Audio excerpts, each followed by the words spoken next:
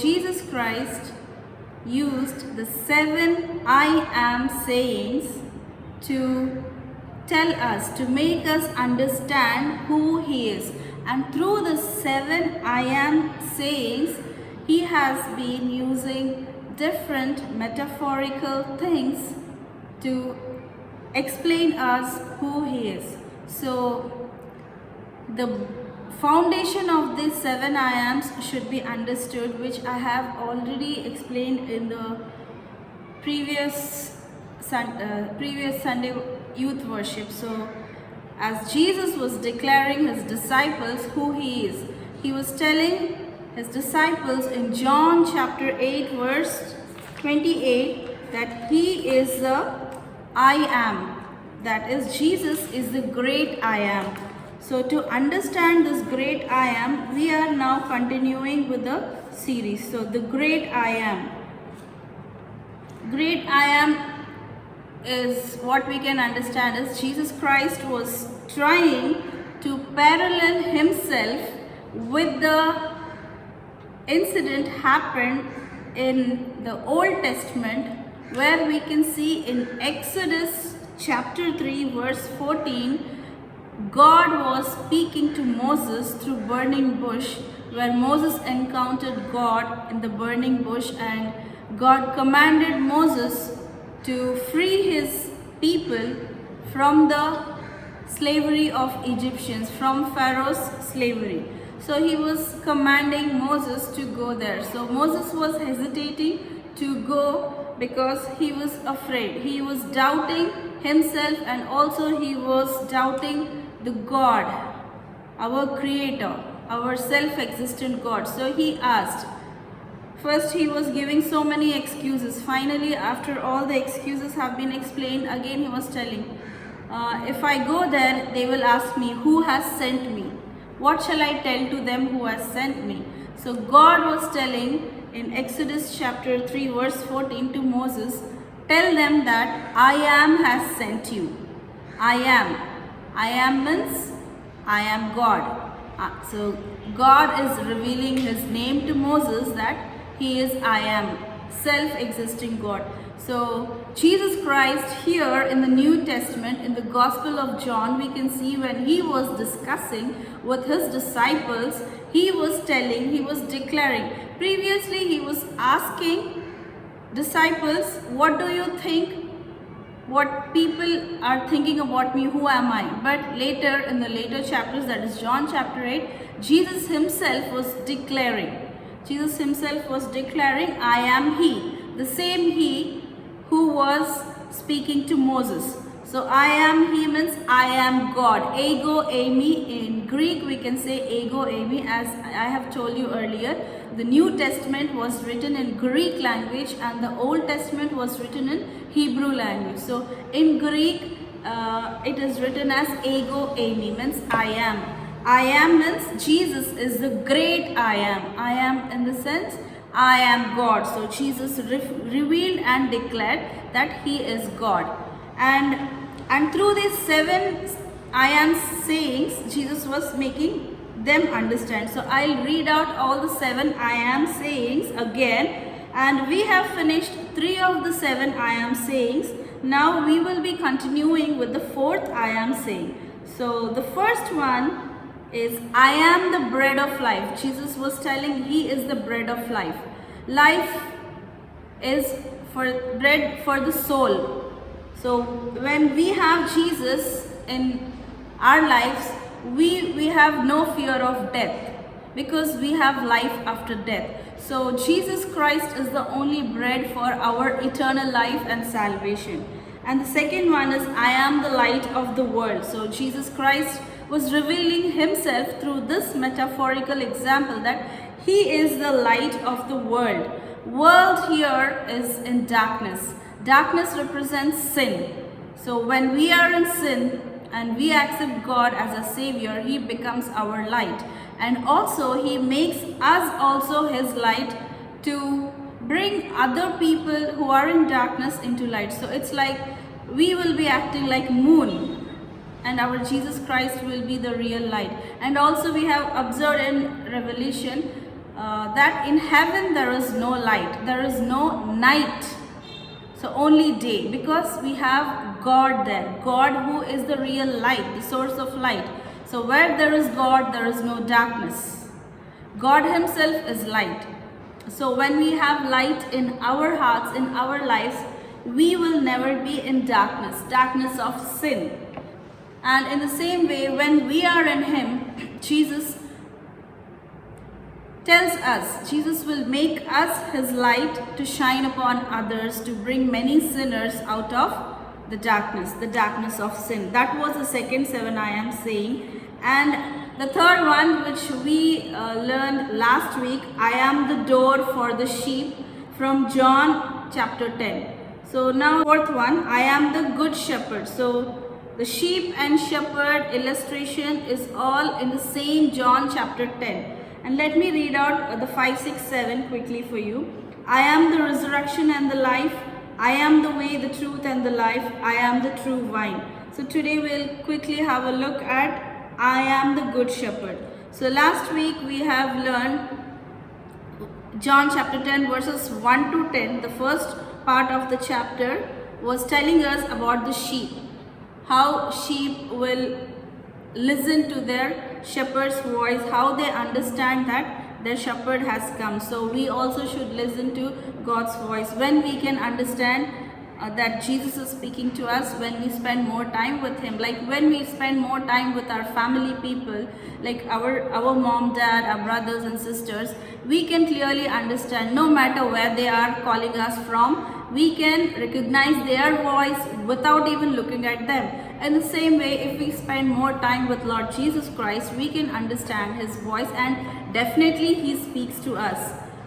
He speaks to us very clearly. Any question arises, even before we ask him, it arises in our heart. Jesus is ready to speak to us and ready to answer our doubts and our questions. So in this way, sheep also recognizes their shepherd's voice. So this is a continuation, the fourth I am saying of Lord Jesus Christ. So Jesus Christ is declaring, he's telling that he is the good shepherd. Jesus is our good shepherd. So this thing we can see in the second part of John chapter 10, that is from verses 11 to 16, focuses on the shepherd. Let me read out John chapter 10 verses 11 to 16.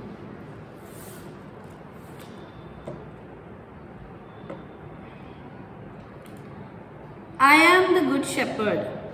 The good shepherd gives his life for the sheep, but a hireling, he who is not the shepherd, one who does not own the sheep, sees the wolf coming and leaves the sheep and flees. And the wolf catches the sheep and scatters them. The hireling flees because he is a hireling and does not care about the sheep. I am the good shepherd, and I know my sheep and am known by my own. As the Father knows me, even so I know the Father. And I lay down my life for the sheep, and other sheep I have, which are not of this fold, them also I must bring, and they will hear my voice, and there will be one flock and one shepherd. Therefore, okay, that is still 16.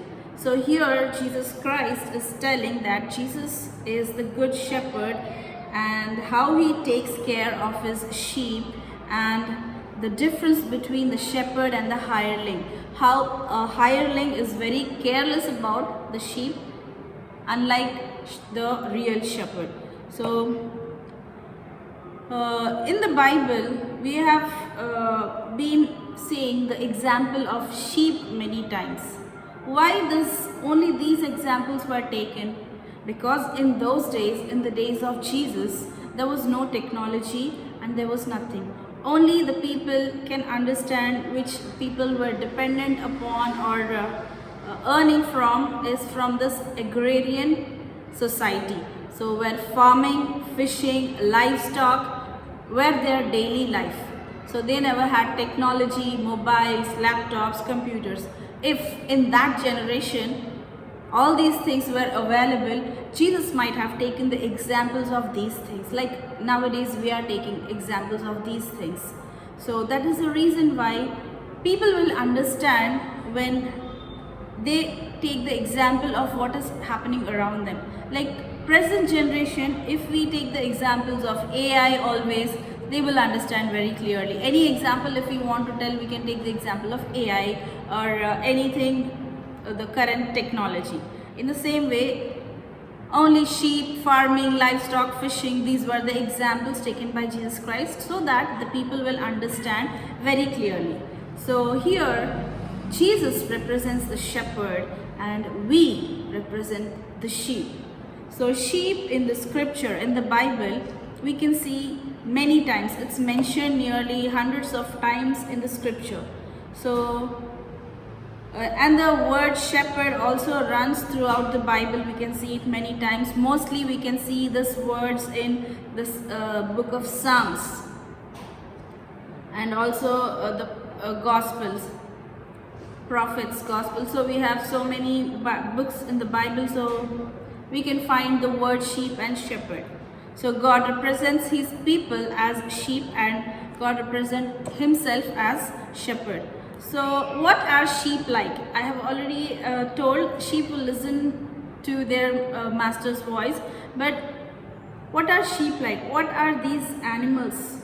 See, these animals are not ferocious animals, so we no need to get scared when they come on the road also. If lions and tigers come, everybody will go inside their house and close their doors. But when sheep comes, nobody will get scared. So they are like very good animals, harmless. They don't harm people. They are not ferocious. They are not strong. They are not fierce. They are not fast like other animals. They are also not self-defending because they are always dependent on their shepherd. They need somebody to take care of them. They cannot defend themselves. And these sheep are considered as helpless, vulnerable, timid, like shy, easily frightened. They get frightened easily. So when they get frightened, they wander. They're prone to wander. So these sheep is like very dependent. They need somebody to take care. So if somebody is not there to take care of them, they will go wander. So why Jesus Christ has compared us with the sheep is when we are not taken care by the shepherd, we also wander away from God. We also wander into this, we just get lost in this sinful world and we don't know what, without knowing we might be doing, falling into some kinds of sin. So these sheep, they have no claws, they have no sharp teeth, they are no natural defense. So no need to be scared of this sheep. They are very shy and timid. And in the spiritual reality, according to the scripture, in Isaiah chapter 53 verse 6, what it is written as is, all we like sheep have gone astray. If we see in Isaiah chapter 53 verse 6, it tells us that we people have gone astray like this sheep. And we can see another example in Psalm 100 verse 3. We are his people and the sheep of his pasture. So we are denoting to the sheep. So spiritually, in spiritual terms, if we wander away. We wander in this world. So in this sin, we might not be knowing. Sometimes without our intention, we'll go and sin because we are lost. We don't have proper guidance. We don't have a shepherd because we don't follow our shepherd. That's why. So we need protection. In spiritual life, we need shepherd, we need guidance, we need protection, and also we need cleansing. We need a shepherd, and the good news is we already have one, and we all know who is that one. That one, and his name is Jesus. Jesus, he is our good shepherd. Now what makes him the good shepherd? So here I will tell you very quickly the 4 points. The first one is why he is called a good shepherd. Is the first point is he is sacrificial. Number one, sacrificial. The second point is loving, caring, and he is okay, let's see the first point. He is sacrificial. Sacrificial word itself we can understand. So according to John chapter 10 verses, if we can see in verse 11 and 15, let me read out to you verse 11 and 15. Here in these two verses, Jesus has mentioned himself as he is the good shepherd. So John 10:11, I am the good shepherd. The good shepherd gives his life for the sheep. Again, let me read out 15 for you.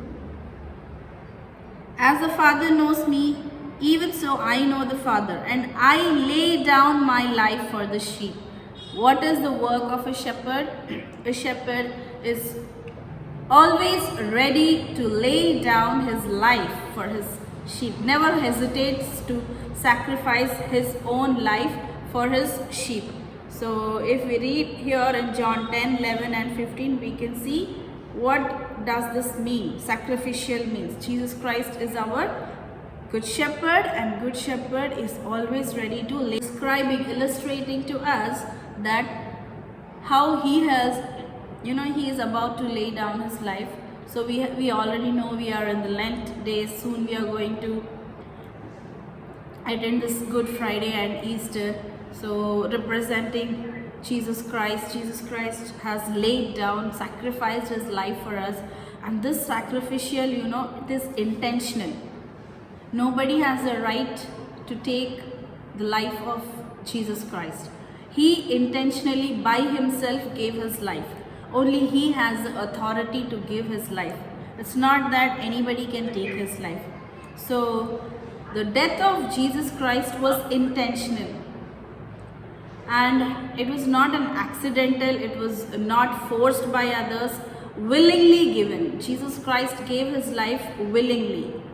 So he did not die as a victim, but he died as our savior. He stood between us and our sin. That is our danger, because sin leads to death. Death leads to, if we die as a sinner, obviously we will be in hell. So Jesus Christ was like a bridge between us and this sin, and he saved us from this danger of this Satan. For sheep, we can call who will hurt sheep here is the wolves and the thieves, and who will hurt our spiritual life and us is the Satan. So when wolves come, here in John chapter 10, these wolves are denoted as the hireling or the thieves or the wolves. So he stood between us and sin, and he guarded our lives.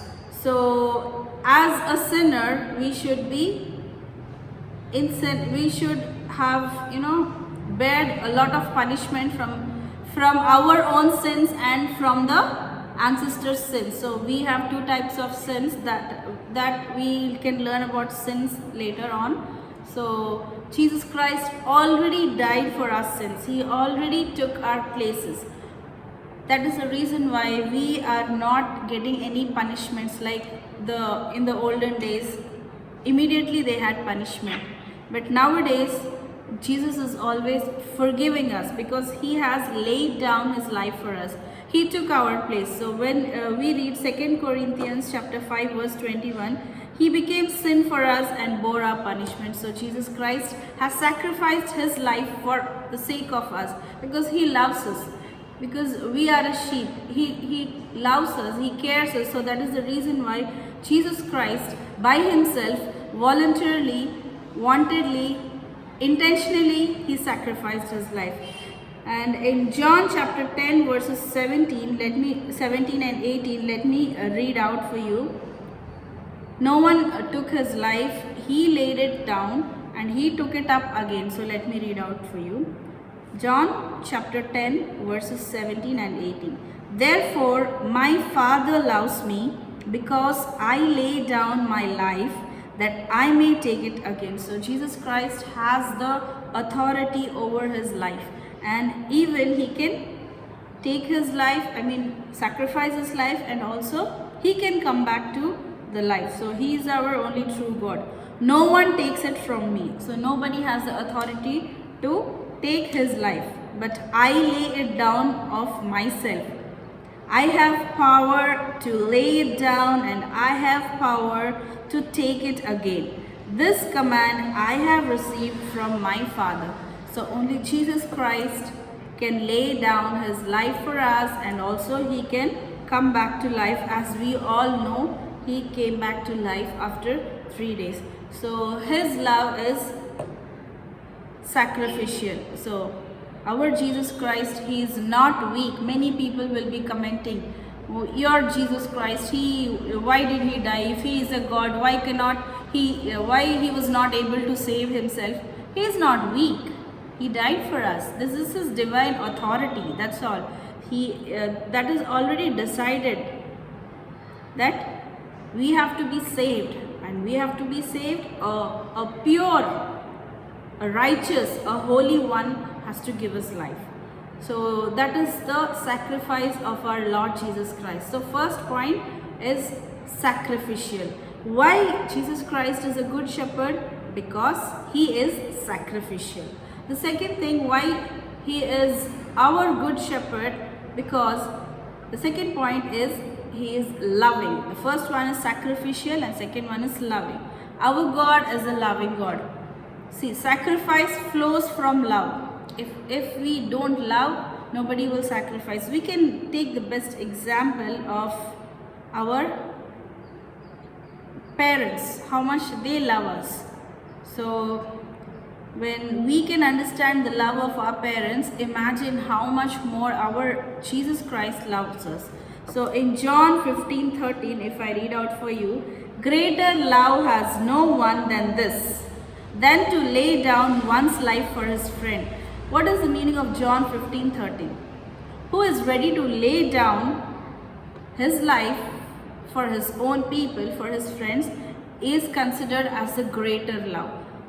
And in this case, Jesus Christ's love was demonstrated. And also we can see in Romans chapter 5 verse 8, while we were still sinners, Christ died for us. So Jesus Christ loved us before we were worthy. Some people, they think that if they are like in the good path, always spiritual, prayerful, then only they are good. But Jesus has already loved us, even though we are not worthy, filled with sin. He already loved us before we were worthy, before we repented for our sins, before we understood that we are sinners and we have to ask for forgiveness and we have to confess our sins. Even before that, God has already loved us. His love is like giving, always. He gives always. We know loving is giving, not selfish. Some people say that we love you, but that is selfish. There is no true love except the love of Jesus Christ. So always giving, always sacrificing. We know the golden verse of the Bible, John 3:16. We all know that. In that we can see, for God so loved the world that he gave his only begotten son. So love gives and never takes. Love sacrifices. It's not selfish. And love acts instantly, like a shepherd lays down his life for his sheep. The cross is the eternal proof of his love. Love is giving. So our God has given his life. He has sacrificed his life. So that's why where there is sacrifice, love follows. So we have finished about the two things. And the third point, why Jesus is our good shepherd. What makes him our good shepherd? He is caring. The first one is sacrificial, second is loving, third one is caring. Caring we can see in John chapter 10 verse 12 and 13. Let me read it out for you, 12 and 13. Okay.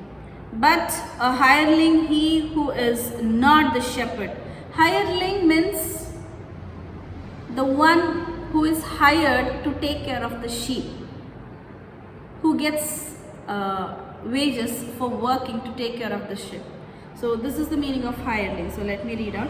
But a hireling, he who is not the shepherd, one who does not own the sheep, sees the wolf coming and leaves the sheep and flees, and the wolf catches the sheep and scatters them. The hireling flees because he is a hireling and does not care about the sheep. I am the good shepherd. I am the good shepherd. So Jesus Christ is contrasting himself with the hireling. How a hireling and a shepherd takes care of the sheep. Who is this hireling? Hireling is a temporary one who takes care of the sheep. This hireling works for wages. When danger comes, this hireling never protects the sheep. So he runs away. But the shepherd, he loves his sheep and he stays. He tries to protect his sheep. Like we have seen many stories in the Bible. We can take the example of David when he was a shepherd. He used to kill lions and ferocious animals, right? So how he took care of the sheep. In the same way, Jesus always takes care of us from this evil. See, if Jesus is not protecting us, we might have been lost in the sin, in the sinful world. But Jesus, He is our shepherd. He stays and He is always protecting and guiding us. Because the sheep belong to Him, we belong to our Lord Jesus Christ. He serves from calling, not a duty. So see, hireling is a duty person, and Jesus Christ is one who serves from calling. He has a calling. Like we have calling to serve God, Jesus Christ has a calling. Because Jesus is not taking any employment, not obligation. He is devoted to take care of his sheep. See, even I can tell you an example of a mother and a nanny. Mothers, how caring they are. They are like this shepherd, and these nannies who are hired, they don't take care of the kids properly, right? So we can take this as a best example. How a nanny takes care of the kids, never ever caring. When danger comes, they might leave. They might, just leave them to die. But how a mother is, always devoted to take care of her kids, protecting her kids. A mother is always ready to give her life, just while we were, coming to this world, she was giving birth to us. Already she has sacrificed her life for us. So this is the best example we can compare with the shepherd and the hireling. So Jesus Christ also takes care of, He's devoted, like a mother is devoted to take care, not all the mothers, but godly mothers, those who know the real love of Jesus Christ. We can see a few of them, like less than 10% who never take care of their kids, and they are very selfish. I'm not talking about them. I'm talking about devoted mothers who take care of their kids, like more than their life, they care for their kids' life. So whereas a hireling, when danger comes, this person, he will leave the sheep and run away. When wolves come, he will leave. When ferocious animals come to kill the sheep, it will leave and go away. So in this way, our Jesus Christ is devoted and always caring for us, protecting us from this Satan and from this evil temptation.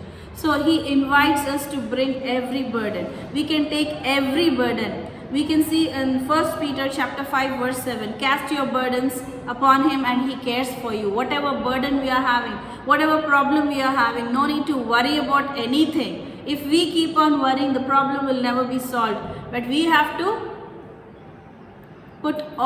cast all our burdens, any pain, any burden, it might be spiritual or physical, if we put our burden on Jesus Christ. Like small kids, they put all their burdens on their parents. In the same way, how they take care of their kids. So no burden is too small, no pain is ignored when we come to Jesus Christ, because our Lord, He is always attentive and always near to Him. Just we need to ask Him. And finally, we have come to the final point. He is personal. Personal means, we can see in 10:14, I know my sheep and am known by my own. So how close Jesus Christ is to us, we can see through this verse. They know me and I know my sheep. Jesus Christ, obviously, He knows all of us. But they also know Him, but we also know Him. That is the reason why we have taken the fourth point as personal. Very close, personal, very close. He knows each and everything about us. When we breathe, when we sleep, when we are happy, when we are sad. He's so personal to us. He knows you. He knows you. He knows your name. He knows your struggles. He knows your fear and our life history. So we are not just a number in the flock. We are known personally by Lord Jesus Christ. And also He is knowable. He is not a distant from us. He is not impersonal. He is not like unreachable. Sometimes we have networks unreachable, but Jesus Christ is always reachable to us. So people might be telling this Christianity is a religion, but no, it is not a religion. It is a true relationship with Lord Jesus Christ. So this is not a ritual. This is not a this is not a tradition, this is not a formality. This is a true relationship we should have with our Lord of our life. Sometimes we complain, why God, why me always? Why I have to suffer always? We should not doubt and we should not question Him, but have faith in Him and trust in Him and follow Him like a sheep follows a shepherd. No questions. We should never ask, because if we ask question, if we ask doubt, it shows that we don't have faith in our Lord Jesus Christ. Sometimes He will be testing our faith. We need to pass that faith test. So I request all my brothers and sisters here to know our Lord Jesus Christ personally as our good shepherd. So we also have the Psalm 23 verse 1, the Lord is my shepherd, I shall not want. So our Lord Jesus Christ is our shepherd. So we no need to worry about anything in our life. Either it might be a small or a big problem.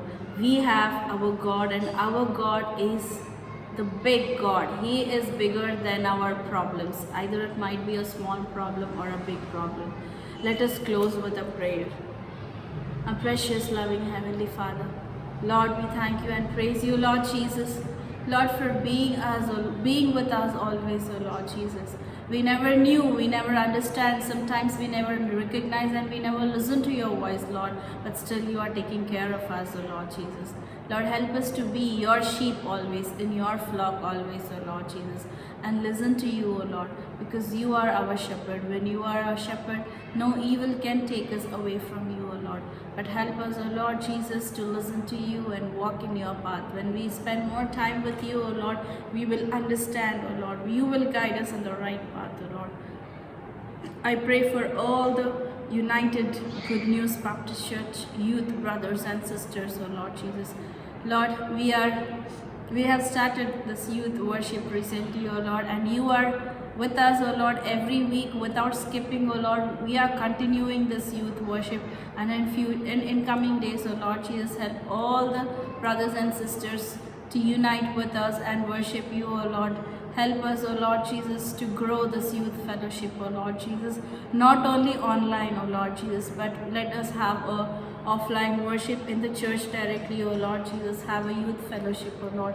Bless our church, O Lord. Bless each and every brother and sister in their studies, in their jobs, in their struggles, Lord, in their decision making especially. This is the age, O Lord Jesus, where they have to decide, O Lord, what is right. Please give them good decision making skills, O Lord, and for everything, O Lord, through prayer and petition, O Lord, take them a step ahead, O Lord Jesus. Bless them in all their works. Bless all of us, O Lord. Thank You, Lord, for being with us and telling us that You are with us.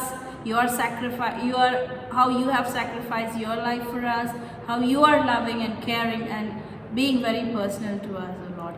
Thank You, Lord. Thank You, Jesus. And also, Lord, help us to pray for all the sinners, O Lord. Still many people are in this lost world, O Lord, in this sinful world, O Lord. Too many sins, O Lord. Youth especially are getting spoiled in Nellore, O Lord Jesus. We can see in many news, O Lord. Please bless them and protect them, O Lord. Bless all the children who have joined this youth worship, O Lord. Thank You, Lord. In the name of Jesus, in the most precious name I pray. Amen.